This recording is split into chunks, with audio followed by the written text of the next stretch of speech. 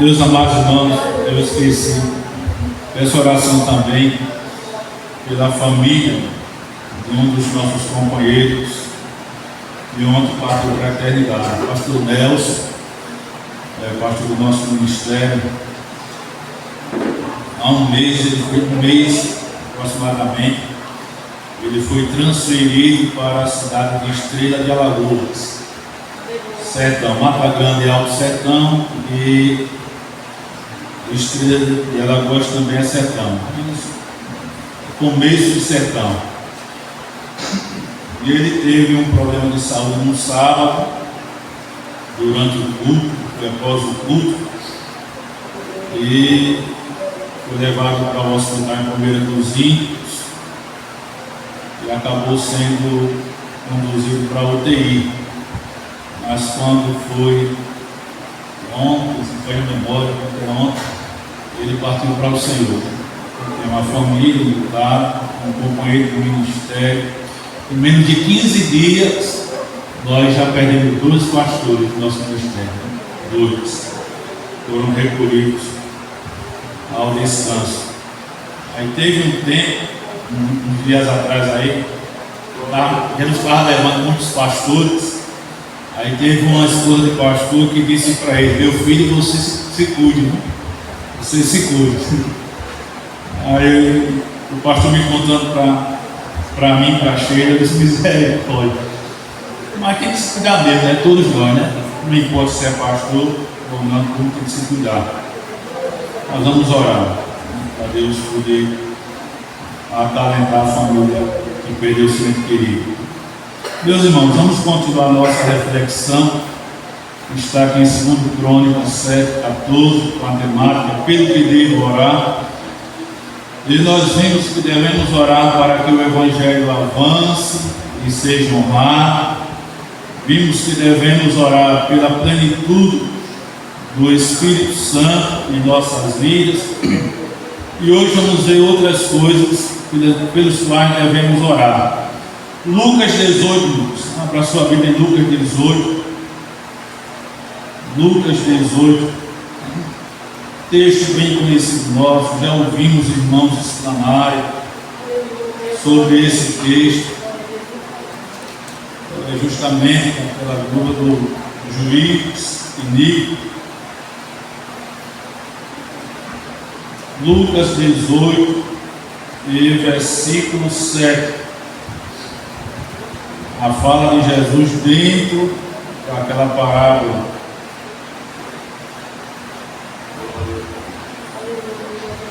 Lucas 18 e versículo 7 diz: e Deus não fará justiça aos seus escolhidos, que clamam a Ele de dia e de noite, ainda que longânimo. Em outras traduções tem tardio, né? Mas tem a ver com longânimo.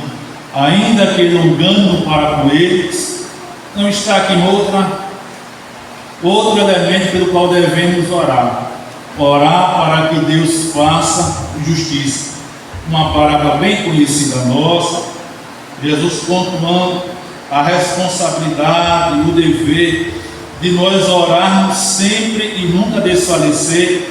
E aí pontua que naquela cidade tinha um juiz que não temia a Deus, não respeitava ninguém, mas também havia uma viúva que ia ter com ele dizendo: faze-me justiça contra o meu adversário, o meu opositor. E Jesus, contando aquela parábola, disse que por algum tempo aquele juiz não quis atender a importunação ou a perseverança daquela viúva, mas chegou a dizer: ainda que eu não temo a Deus nem respeito os homens, e essa viúva está me molestando, eu vou fazer justiça, para que ela não venha mais aqui me importunar. E então Jesus pontuou esta verdade: não fará Deus aos seus escolhidos justiça, que clamam a Ele de dia e de noite, ainda que longânimo para com eles. Então, quando você dobrar os seus joelhos, olhe para as suas causas. Tem gente que tem causa, irmão, na justiça. tem causa na justiça.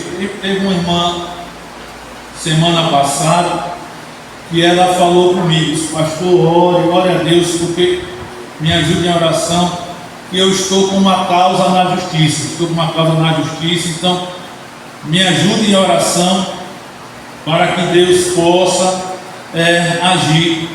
Então, às vezes você tem uma causa na justiça, uma questão de uma aposentadoria, ou alguma coisa que é para lhe beneficiar financeiramente, de algo que você tem direito, né, mas que você não está recebendo.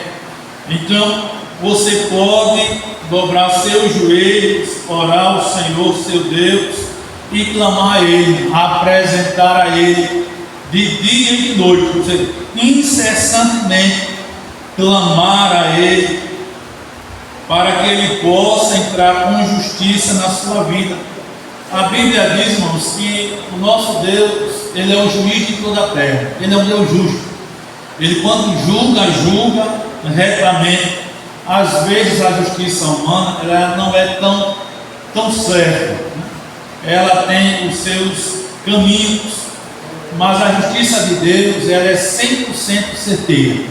Então olhe para as suas causas que você tem, e aí você apresenta ao Senhor, clamando a Ele, e certamente Ele vai responder. Eu lembro que foi em Jacaré dos Homens. Tínhamos irmãos que não eram aposentados, não recebiam benefício, por mais que tivessem ainda já no tempo de receber, mas não estavam recebendo. E eu lembro que teve irmãos que disseram: pastor, nos ajude em oração para que a gente ganhe a nossa causa, a gente venha receber o nosso benefício. E eu sei que eles colocaram advogados naquela causa, e os dois irmãos ganharam, né? Sempre sendo recusado. E eu sei que quando menos se espera, eles ganham a causa para receber o benefício. E eles ficaram tão felizes. Disseram: pastor, nós vamos ganhar um dinheirinho bom, porque foi tanto negado que a gente sabe que vai ganhar um dinheirinho bom. Isso, graças a Deus. Eram dois anciãos fiéis a Deus, obedientes. E eu sei, irmão, que naquele negócio todo, quando eles foram receber, eles receberam só o dinheiro do mês. O montante que eles iam receber, o advogado, foram advogados, pagaram. Diga, venha. Eram dois anciãos, não tinham conhecimento de nada. Pessoas já falando também que não tinha conhecimento. E eu sei que quem lá lutou, quem advogou a causa, pegou todo o dinheirinho deles. E eles não ficaram com nada, né? Ficaram tristes, porque eles disseram: pastor, a gente ia dizimar com isso. E eu disse: não se preocupe não. O importante é que vocês agora estão recebendo o benefício de vocês. Isso é o que importa. No tocante a parte ruim que o advogado fez, deixa na mão de Deus. Mas agora vocês devem se alegrar, é que vocês agora todo mês vão receber o benefício que vocês tanto lutaram. Então, você pode estar com uma causa na justiça, como já disse. Então, clame a Deus, apresente a Deus, volte na presença de Deus e deixe Deus responder. Agora, não cesse de clamar. Como o texto fala, Jesus disse, né? E Deus não fará os seus escolhidos, que clamam a Ele de Deus, que clamam a Ele de dia e de noite, ainda que Ele para com eles. Então clame por justiça, e o Senhor Deus é um Deus justo. Ele vai entrar com providência e agirá na sua vida. A melhor coisa, irmãos, é como eu digo, é a gente andar direito. Se a gente andar direito, Deus sempre julgará as nossas causas, não importam elas quais sejam. Se você mudar para cá, não pegar para cima. Se você andar direito, Deus vai advogar e vai julgar a sua causa.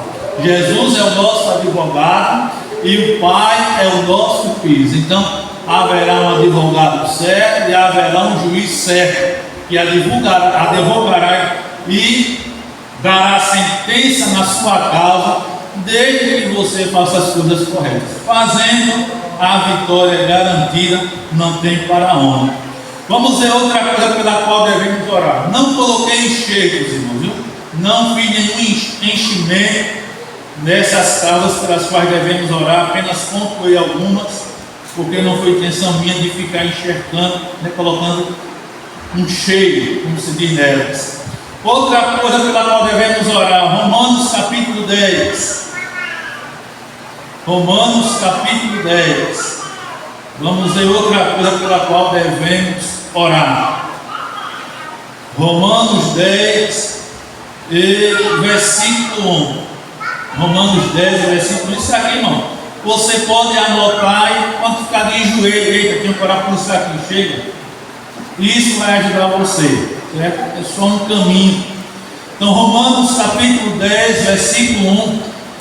Paulo, inspirado pelo Espírito Santo, disse ou escreveu aos irmãos que estavam em Roma: irmãos, o bom desejo do meu coração e a oração a Deus por Israel é para a sua salvação. Então devemos orar, irmãos, para que Deus salve aqueles que ainda não são salvos. Neste caso aqui, Paulo pontuou a sua nação Israel. Ele orava para que Deus salvasse a Israel, que não estava trilhando no caminho de Deus. Mas ele disse: o bom desejo do meu coração, o bom desejo do meu coração, a minha oração a Deus é por Israel, para a sua salvação. Então vamos orar, irmãos, vamos orar. É oração e pregação. Então a gente orando e a gente pregando, Jesus fará a obra que é salvar. Graças a Deus nós estamos orando, né? E quando eu concluo essa questão de orar para Ele salvar, não tem como eu esquecer do irmão Marcos, né? Está em outra cidade, não está mais conosco. Não tem como eu esquecer do irmão Marcos. Vou sair daqui um dia e vou levar irmão Marcos na minha lembrança neste quesito de oração, né? Que certamente os irmãos oraram, lembram que ele orava: Jesus, salve homens, salve mulheres, salve crianças, salve jovens, salve adolescentes. Veja que a oração dele era pela classe, né? Pela faixa etária, melhor dizendo: crianças, adolescentes, jovens, mulheres, homens. Então não tem como esquecer de irmão Marcos, né? Não tem como esquecer desta oração dele. E alguém pode chamar essa oração mais besta. Para que orar desse jeito? Irmãos, o nosso Deus, Ele gosta de detalhes, não tem para onde, Ele gosta de detalhes. Então a gente tem que orar: ore, Jesus salve crianças, para aumentar o número do departamento infantil. Não é fazer como em um lugar onde eu passei, que os pais, eles trabalhavam muito para produzir criança. E quando olhava no departamento infantil, naquela congregação, era um feixe. Parece que todo ano aquele casal produzia filhos, ou aqueles casais produziam filhos. Não é por aí o caminho, de forma alguma. E orar para que Ele salve crianças, para que Ele possa salvar adolescentes e jovens, para fazer parte do departamento da igreja, para que Ele possa salvar mulheres, para fazer parte do departamento de senhoras e também do coral, homens para fazer parte também do coral e dos senhores. Então nós devemos orar, irmão, para que Ele salve. E graças a Deus que Ele tem salvo aqui neste lugar. Tem salvo pessoas. É bem verdade que nem todos permanecem, né? Infelizmente, nem todos permanecem. O nosso desejo é que todos aqueles que aceitassem a Jesus permanecessem no caminho do Senhor. Mas infelizmente nem todos permanecem. Uns são salvos, uns aceitam, mas não querem saber de permanecer, né? Aí vem para aquela parábola de Jesus sobre a semente que caiu em tipos de solos. Então a gente olha para aquela questão também. E a melhor coisa é que essa semente, que é a palavra de Deus, caia em um bom solo para produzir coisa boa e para a glória de Deus. Então devemos orar por salvação de vidas. E eu incremento aqui: orar para que essas pessoas permaneçam, irmãos. Orar para que elas permaneçam. Olha, irmãos, cada um de nós temos esta responsabilidade. Já que a gente conhece alguém que aceitou Jesus, então todos nós temos esta responsabilidade de orientar a todo novo convertido sobre os dias de culto. Olha, os dias de culto é tal dia. E se for vizinho, melhor ainda. E se for familiar, se for da família, aí é que a bênção é melhor. Porque quem é da família tem aquela responsabilidade maior de cuidar daquele novo crente, que é da própria família. Os demais irmãos farão a sua parte também, de ir incentivando sobre a vinda aos cultos, de ir orientando a eles no tocante às coisas de Deus. Então todos nós temos esta responsabilidade. Se nós não tivermos esta responsabilidade, irmão, então é prejuízo para a gente. Mas nem todos os crentes querem olhar com esta visão. Nem todos os crentes. Mas nós temos que olhar com esta visão. Ali é um novo irmão em Cristo, uma nova irmã em Cristo. Eu orei para Jesus salvar, botei todo mundo num pacote só. Jesus está salvando, então eu vou dar minha parcela de ajuda, de contribuição para aquele meu irmão, para aquela minha irmã, que agora está nova no Evangelho. Então vou orientar, vou aconselhar, vou admoestar, vou alertar, vou incentivar a estar na casa de Deus. Então devemos orar para o Senhor salvar e devemos orar também, incrementando essa partícula, para que Jesus ajude essas pessoas a permanecer firme nos caminhos do Senhor. Outro quesito, irmãos, pelo qual devemos orar, Efésios capítulo 6 e versículo 18. Efésios 6 e 18. Vamos ver aqui mais uma razão pela qual devemos orar. Efésios 6 e 18 diz: orando em todo tempo, com toda oração e súplica no Espírito, e vigiando nisso com toda perseverança e súplica por todos os santos. Então devemos orar pelo quê, irmãos? Nós devemos orar em todas as ocasiões. Em todas as ocasiões. Orando em todo o tempo. Na NVT, se não me foge a memória, ela diz orando em todo o tempo e ocasiões. Então devemos orar em todo o tempo, em todas as ocasiões. Não importa ela qual seja a ocasião, não importa qual tempo seja, a gente precisa orar, né? E aí vem a minha lembrança novamente a questão da pandemia. E aqui vocês foram abençoados com decreto municipal para ter culto e seguindo as devidas orientações. Mas mesmo assim eu não procurei saber. Eu soube deste decreto municipal de dar a oportunidade dos irmãos congregarem no santuário, mas eu não sei se os irmãos, nem quero saber, né? Mas é uma forma de falar, eu não sei se os irmãos naquele período se vinham para o culto, se vinham. Olha, temos uma liberdade aí pelo decreto municipal, então vou seguir as devidas orientações. Eu não sei se os irmãos vinham, mesmo naquele período crítico da pandemia, né, da Covid, mas não sei se os irmãos iam. Mas se não vinham, irmãos, a gente falhou, porque a Bíblia diz orando em todo tempo, ou em todas as ocasiões, como diz a NVT, se não me foge a memória. Então a gente não tem que orar em todas as ocasiões, em todo tempo. Seja um tempo bom, seja tempo ruim, a gente tem que orar. Agora, eu não posso negar, é fácil orar nos momentos ruins? Não, posso negar. Eu sei que é difícil a gente orar nos momentos difíceis. Não estou dizendo que é fácil orar quando estamos angustiados, quando estamos tristes, quando estamos cabisbaixos. Eu sei que não é fácil orar desse jeito. Porque quando eu olho para a Ana, Quando eu olho para outros personagens que passaram momentos adversos na vida, o próprio Cristo, lá no Getsemane, orando em angústia de alma, e o seu suor tornou-se como gotas de sangue, angústia tremenda ele sofrendo, por amor à nossa alma, né? Quando nós nem ainda existíamos, mas ele já estava orando por nós, clamando para que Deus, o Pai, lá na manhã, pudesse nos resgatar pela obra do sacrifício que ele haveria de efetuar lá na cruz do Calvário.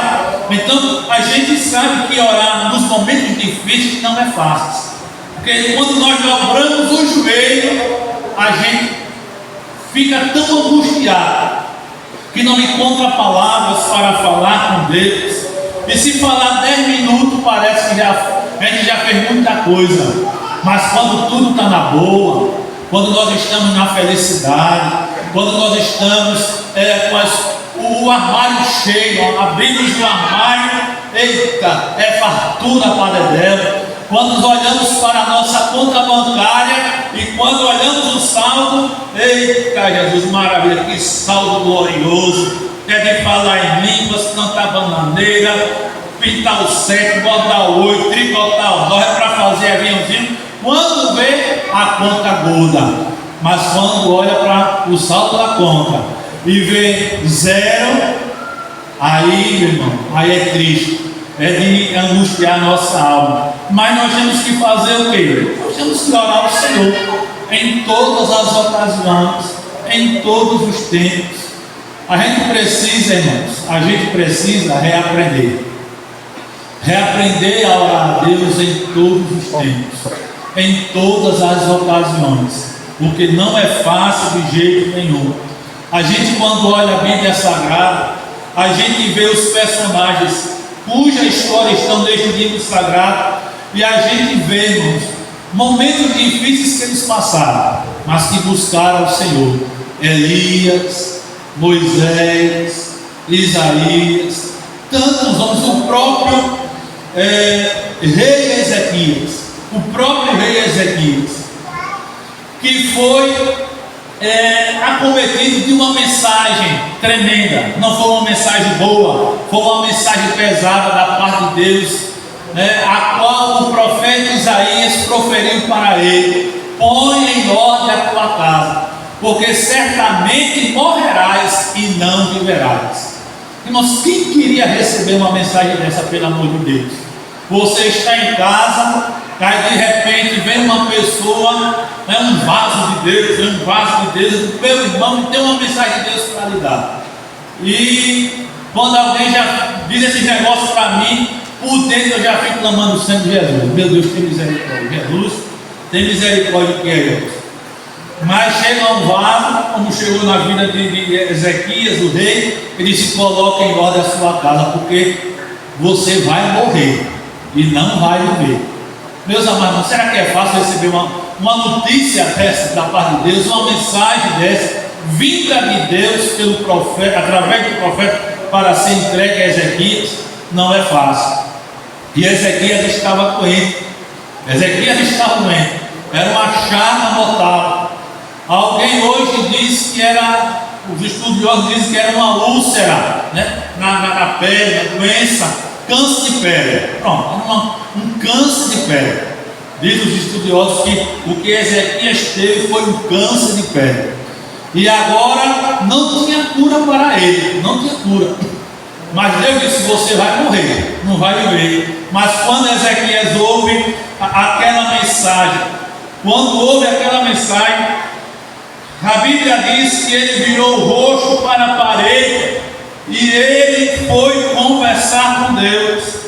Ele orou ao Senhor e disse: Senhor, lembra-te, peço-te, de que andei diante de ti em verdade e com coração perfeito, e fiz o que era reto aos teus olhos. E chorou Ezequias muitíssimo. Para que Ezequias ia clamar?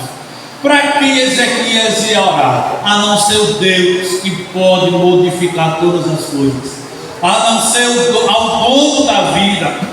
E olha, irmãos, que ele disse no passado, os verbos no passado: andei e fiz, eu andei, eu fiz. E ele disse mais, pediu para Deus se lembrar: peço-te, lembro-te. Ele não mandou, ele não colocou Deus no canto da parede, como alguns aí afora chegam a dizer na internet, em suas pregações da teologia da prosperidade, que devemos colocar Deus no canto da parede. Nenhum ser humano pode colocar Deus na parede. É a mesma coisa. Nós, irmãos, houve um tempo em que se usava muito uma palavra, está aqui na mente agora e fugiu: eu determino. Quem somos nós, meros seres humanos, determinar? Eu determino. Quem pode determinar as coisas é Deus. Nós não temos o poder de determinar nada. Não temos este poder de determinar nada. Deus é que determina as coisas, porque o que Ele fala está falado e acabou. Mas nossa determinação não vale nada. É Deus que tem determinado.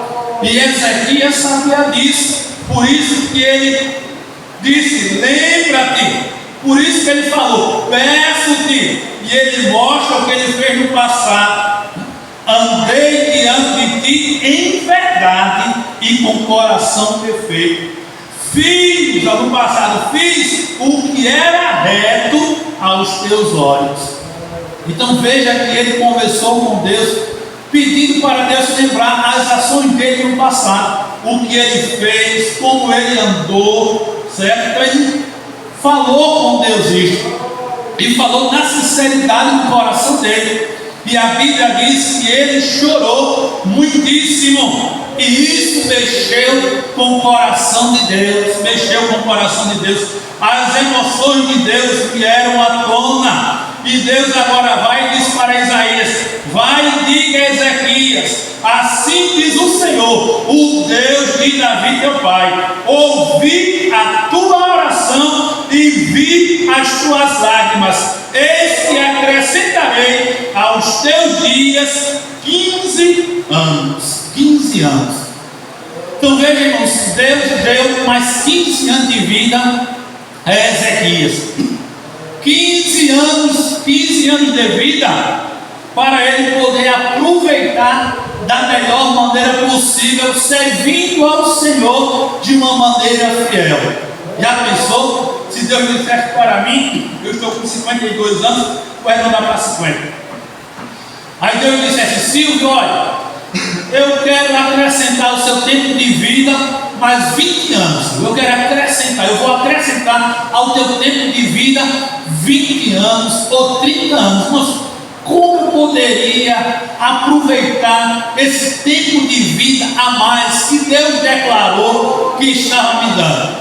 Eu teria que aproveitar da melhor maneira possível, servindo a Ele com alegria, com amor, com dedicação, trabalhando para Ele, fazendo a obra dele com carinho, com prazer. Era dessa maneira que eu deveria fazer a obra de Deus. Deus acrescentando 30 anos de vida para mim mais. Mas Ezequias não fez assim. Ezequias não procedeu muito bem, não.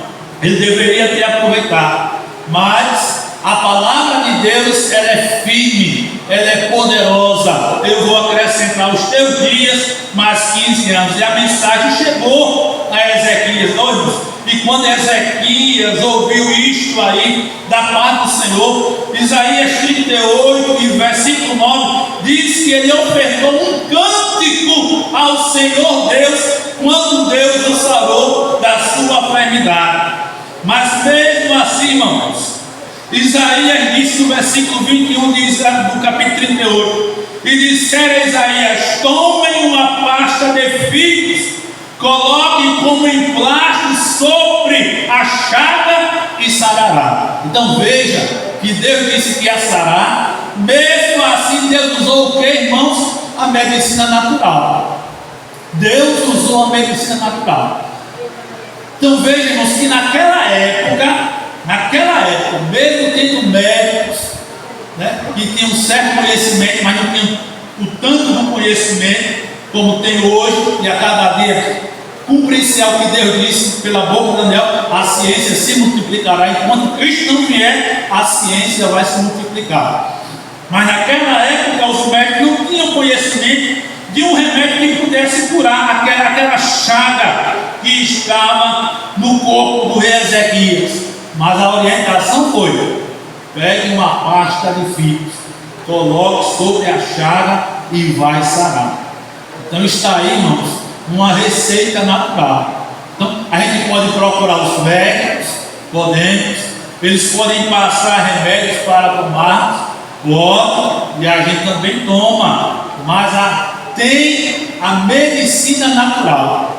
Os antigos, eu não sou tão antigo não, eu só tenho 52 anos de idade, mas eu lembro que naquela época, né, 52 anos atrás, eu lembro que as pessoas usavam muito, trabalhavam muito da medicina natural. Não deixavam de comprar remédios na farmácia, mas utilizavam muito também a medicina natural, o remédio natural. E a pasta de figos aqui, irmãos, a ciência descobriu que ela serve para combater câncer de pele.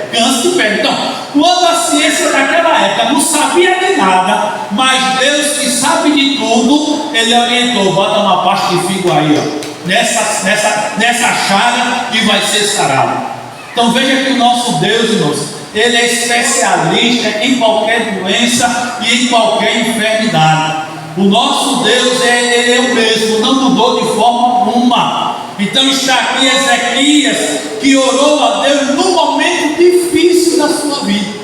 Ele orou a Deus num momento difícil da vida. Eu já contei para vocês e vou recontar porque está vindo da minha memória.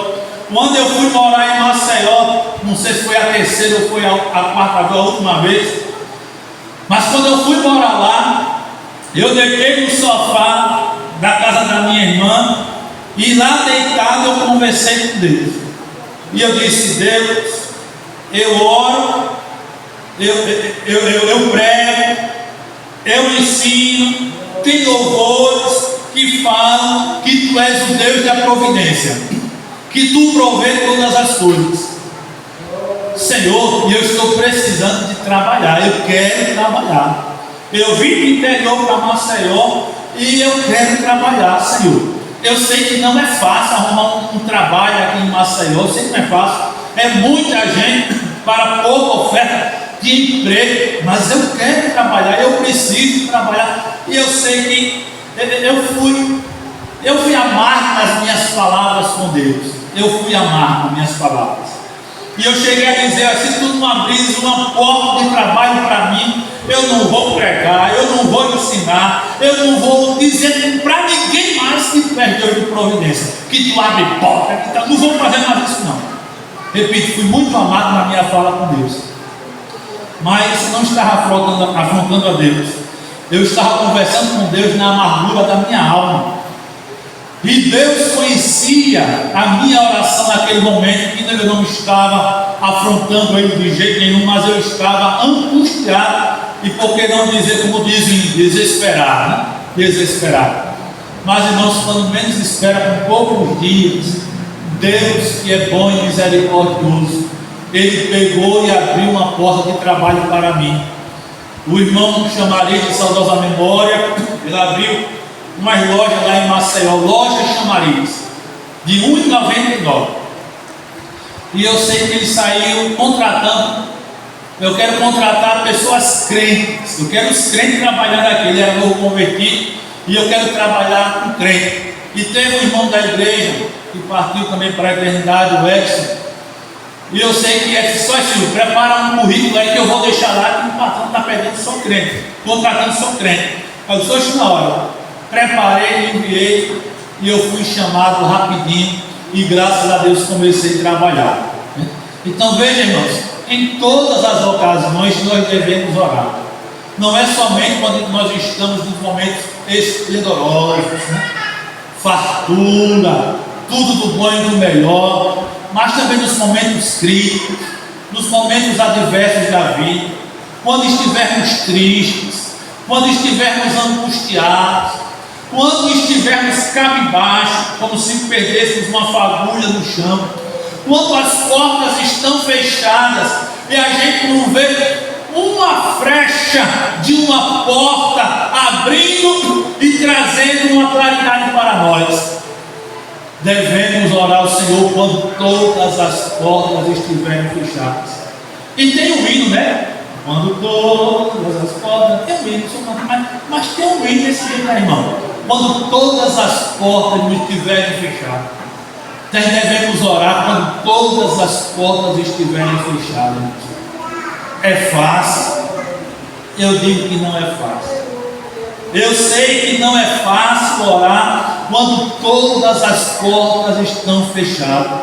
Às vezes a gente quer trabalhar, queremos um emprego para sustentar a nossa família, para colocar o pão na nossa mesa, encher o bucho da esposa, encher o bucho dos filhos e o próprio bucho também. E a gente olha, cadê emprego? Cadê trabalho? Cadê um trabalho, meu Deus? Eu estou precisando de um trabalho, Jesus, para poder sustentar minha casa. Ore a Deus. Agora, quando Deus abrir a porta, irmão, continue sendo fiel a Deus. Ande nos cultos, seja fiel a Deus em todos os sentidos, porque o Deus que abre porta é o Deus que fecha a porta também. É o Deus que fecha a porta. Recentemente eu ouvi um testemunho, foi o mês passado. Eu ouvi um testemunho de uma pessoa, de um crente, que estava precisando de um trabalho, mas era um crente assíduo na casa de Deus. Enquanto não tinha trabalho, era um crente assíduo na casa de Deus, estava presente nos trabalhos na casa do Senhor, era um crente envolvido, mas precisando de um trabalho para sustentar a família. E aí eu sei que aquele cristão ficou angustiado, agoniado, clamando a Deus por um trabalho, para Deus abrir a porta. Deus abriu a porta para aquele irmão. Ô irmão, depois daquela porta aberta de trabalho, aquele irmão deixou de andar nos cultos. Aquele irmão já não tinha prazer de estar nos cultos, já chegava em casa reclamando: não, eu estou cansado, não, eu estou afadigado, não, eu estou isso, não, estou aqui no outro, e não querendo saber de andar mais para o culto. Até que alguém da família pegou e falou com ele: está lembrado do antes, sem emprego, e de agora? Então você quer que Deus tire o seu emprego, tire você desse trabalho, para que você volte a andar na casa de Deus? E aquela pessoa teve que se despertar para a realidade. Irmão, trabalho não impede a gente de vir à casa de Deus. Eu já trabalhei secularmente, hoje vivo integralmente da obra, mas eu já trabalhei secularmente. E já contei para você 1001 vezes de que trabalhando, indo estudar, quando acabava a aula, eu corria para a igreja, não ia para cá, não, saí da escola, falta meia hora, eu vou embora para a casa de Deus, para ouvir a voz de Deus. Trabalhando em Maceió, irmão, quem trabalha aqui é Palmares, Chechel, é como se fosse um bairro de Maceió. Quem conhece Maceió sabe que tem um bairro chamado Benedito Bentes é um bairro grandíssimo que dá para ser uma cidade de Maceió. Se não me foge a memória, hoje o Bio parece que está dividido em 4: Bio 1, Bio 12, Bio 13, Bio 4. Parece que são 4. Agora tem tanta grota, irmão, e tem outro lugar, é uma cidade de Benedito Bentes. E quem mora no Benedito e trabalha no centro de Maceió, do Benedito para o centro, no mínimo, vou botar no mínimo, 40 minutos de ir do Benedito para o centro. E tem deles que não podem chegar na sua doutrina, no culto de doutrina, na sua congregação, que é dia de sexta-feira. Aí tem deles que fazem o quê?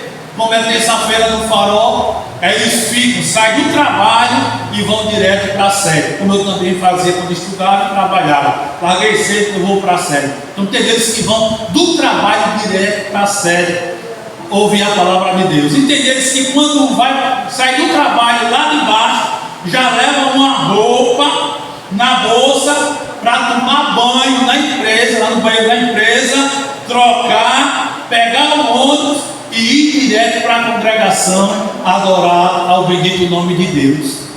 Então, eu sei o que é trabalhar secularmente. E a gente botar culpa em trabalho, mas a gente não pode botar culpa em trabalho, de jeito nenhum. A gente não pode botar culpa. Trabalho é bênção de Deus, é dali que vem o nosso sustento, para a gente cuidar dos nossos e abençoar a obra de Deus. Então, trabalho não é maldição de forma alguma. Trabalho é bênção. Agora, a gente é que pode querer fazer do trabalho como se fosse uma maldição que impede a gente de ir para a igreja. Não, de jeito nenhum. Da mesma forma, filhos. Filhos também não são empecilhos para nós irmos à igreja. Não, de jeito nenhum. Eu e Sheila temos 3 filhos. 2 adolescentes e uma jovem, mas quando eram crianças, pequenininhos, nunca nos impediram de vir à casa de Deus. E a gente sempre orientando como eles se comportarem na casa de Deus. Então, isso aí, irmãos, nunca atrapalhou a gente, nunca foi empecilho. Nunca fiquei com nenhum dos meus filhos, sendo eu obreiro, nunca fiquei com eles no altar. Fica aqui no meu colo, nunca fiquei. Porque eu aprendi que lugar de filho, de obreiro, é lá ou com a mãe, ou no departamento que faz parte. É ficar lá. Não é ficar com o obreiro no altar, não. Nem ficar com o obreiro na porta. Porteiro que está escalado não fica com o filho. As mulheres casadas não deem seus filhos para os obreiros que estão escalados na porta. O dever do obreiro da porta é de estar ali atento a todos aqueles que chegam para recepcioná-los bem, olhar o movimento ali. Nem tampouco os porteiros, irmãos, que estão instalados, são babá de ninguém. Não soltem seus filhos ali no pátio da igreja. Não vou soltar para os obreiros tomar conta. Não soltem. Eles não têm responsabilidade com isso, não. A responsabilidade é do pai e da mãe. Trouxe o filho pequenininho, trouxe. Então, fique com seu filho no colo, cuidando dele aí, ensinando a criança a se comportar na casa de Deus. E isso a gente fez com muito prazer e não vamos fazer mais porque, graças a Deus, a fábrica foi fechada, né? O que nós temos agora são apenas os netos que estão chegando. Somente isso aí. Mas a gente fez o que a gente pôde, enquanto crianças. E Sheila foi que carregou o peso maior, né? De ficar ali com os buguelos, acomodando eles. Então, nós devemos fazer isso, irmãos. Orar ao Senhor em todas as ocasiões, para que Deus possa atentar para a nossa vida. Então, vamos orar a Deus em todas as ocasiões. Outro item pelo qual devemos orar, Atos capítulo 4. Atos capítulo 4. Vamos ver aqui outra coisa pela qual devemos orar. Este elemento aqui, irmãos, todos nós precisamos, viu? Este elemento aqui, todos nós precisamos. Não é somente quem é obreiro, não. Todo cristão precisa deste elemento que está em Atos capítulo 4, versículos 29 e o 31. Atos 4, versículos 29 e o 31. Uma oração feita pelos servos do Senhor quando foram soltos da prisão por terem falado o nome de Jesus e terem operado um milagre através do poder do nome de Jesus. Atos 4, versículos 29 e 31 diz: agora, pois, ó Senhor, olha para as suas ameaças e concede aos teus servos que falem com toda ousadia a tua palavra. E tendo eles orado, moveu-se o lugar em que estavam reunidos, e todos foram cheios do Espírito Santo e anunciavam com ousadia a palavra de Deus. Então devemos orar, irmãos, para que Deus nos dê ousadia na proclamação do Evangelho. Ousadia, resumindo, ousadia no seu significado, é coragem.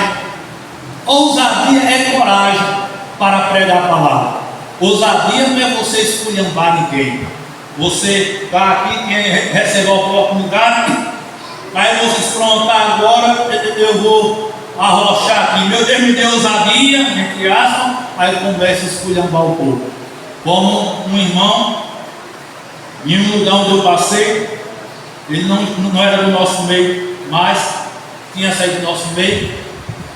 Aí fazendo culto na feira, com a caixinha dele, fazendo um culto na feira. E eu fui com Sheila para comprar algumas coisas.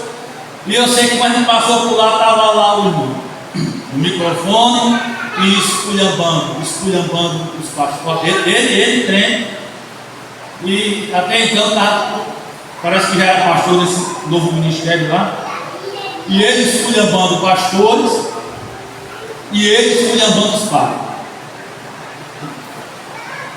Chamando os pais, disse daquilo outro, chamando os pastores, disse daquilo outro. Esculhambando mesmo. Não posso dizer porque as palavras são feitas. Mas eu disse a Sheila, tem juízo no cabo desse? Esculhambando os pais. Se um católico com sangue no olho passar aí, não vai dar um murro no olho e uma pisa bem feita? Porque pregação do Evangelho não é esculhambação, não é esculhambar. Não. Pregação do Evangelho, você tem ousadia, coragem, é de você enfrentar as adversidades que ali estão. Como, não sei se eu contei para vocês aqui, se eu contei foi só uma vez, se eu cheguei a contar. Em um culto ao ar livre que eu estava, em um campo onde eu passei, e eu peguei e dei a oportunidade a um presbítero. Ouvi o presbítero, aí o presbítero começou a pregar, lá para a riba, na rua, ele viu uns camaradas jogando baralho, viu uns cabas jogando baralho, e eu sei que ele viu os cabas jogando baralho, aí ele meteu o cacete nos cabas do carro, porque fica aí jogando baralho, fica aí jogando dominó, e aí arrochou o cacete. Pregação do Evangelho não é isso. Coragem para pregar o Evangelho não é isso. Você não tem nada a ver se em um culto que você tiver ao ar livre, tem pessoas jogando dominó, tem pessoas bebendo, tem pessoas farrando, tem pessoas se abufelando lá, parecendo um pouco só, como um menino acusado que foi feito em um bairro de Maceió. E quando deram a oportunidade para o pregador começou a pregar e no meio do caminho, ele viu um pouco distante assim, tinha um poste que estava apagado, mas no poste tinha um casal abufelado, e ele disse, na pregação dele, começou a falar, ele disse, porque aqui agora eu estou vendo um corpo com duas cabeças, e arrochou com força e sem piedade. Irmão, coragem para pregar o Evangelho não é esculhambar ninguém não, pelo amor de Deus. Pregue o Evangelho. O Evangelho são as boas novas de Cristo Jesus. Se estiver pregando, quem estiver bebendo, deixe o beber para lá. Tem alguém jogando dominó, deixe jogar dominó. E você tem nada a ver com alguém que está lá jogando dominó. E você tem nada a ver se tem duas pessoas abufeladas, parecendo um corpo, uma normalidade, né? Um corpo com duas cabeças. Você não tem nada a ver com isso, não, de jeito nenhum. Os discípulos pediram a Deus ousadia, coragem para pregar o Evangelho, ou seja, que enfrentar as autoridades da época, que queriam impedir-nos de pregar o Evangelho de Jesus Cristo, pregar a ressurreição de Jesus Cristo. Os líderes daquela época queriam impedir. Mas vocês não vão pregar mais sobre a ressurreição desse homem chamado Jesus. Aí eles tiveram que pedir a Deus coragem. Meu Deus, nos dê coragem para pregar pregar o nome de teu filho. Nos dê ousadia, Senhor. E a Bíblia diz que quando eles terminaram de orar, Deus deu ousadia. O Espírito Santo encheu a todos ali e todos com ousadia pregaram a bendita e poderosa palavra de Deus. Pronto, é isso. Nada mais do que isso. Então não pregue esculhambando ninguém, não pregue esculhambando ninguém, certo? Não pregue, irmão. Vendo o pecado, não, vamos pregar isso. É lógico, temos que denunciar o pecado. Temos que denunciar o pecado. Agora, denunciar o pecado com sabedoria, né? Denunciar o pecado com sabedoria. A gente tem que pregar o Evangelho de Cristo, pregar o céu, pregar o inferno, porque Jesus pregou o céu e Jesus pregou o inferno.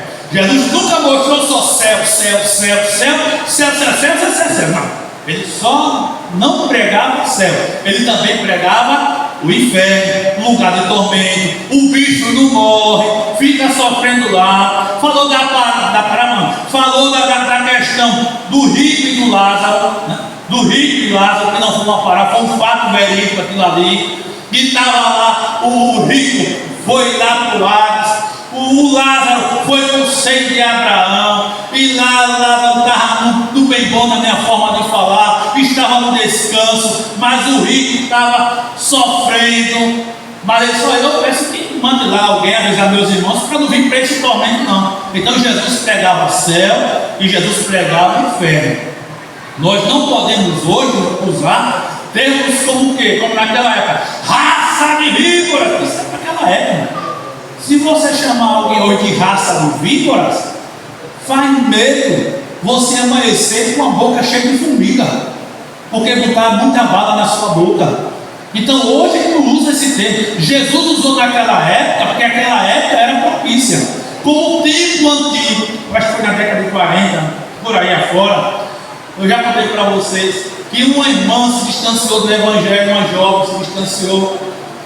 Quando foi um dia, aquela irmã volta para Jesus, e o pai diz: graças a Deus, a irmã ama para Jesus, está voltando. E quando aquela irmã vem uma requinha de bruguelinho acompanhando ela, e a pessoa vem, são os filhos dela, oxi, uma cachorra com seus cachorrinhos, e aquela irmã chorando que só, porque estava voltando para Jesus. Mas o pai disse: faz uma cachorra com os cachorrinhos aqui agora. Saiu sem nada e agora está aqui com os cachorrinhos. Mas isso foi naquela época. Hoje ninguém pode chamar mais ninguém de cachorro. Então, vamos ter cuidado na nossa pregação do Evangelho. Não use esses termos, chamando ninguém de sem vergonha, chamando ninguém com outros termos pejorativos. Raça de víboras, como Jesus chamou naquela época. A época de hoje é hoje. Não deu uma de sem juízo, não. Pelo amor de Deus, não deu uma de sem juízo chamar ninguém de raça de víbora, não, porque vai ficar ruim para você. Certo? Não estou dizendo com isso que vocês estão pregando, nós estamos pregando assim. Eu estou somente proferindo a palavra, querendo ou não, vacinando a igreja, né? Vacinando os irmãos para não entrarem por esse caminho. Meus irmãos, vamos ficar em pé, encerrar o trabalho do nosso trabalho feito nessa noite ao nosso Deus. Faltam 5 para 9. Vamos orar com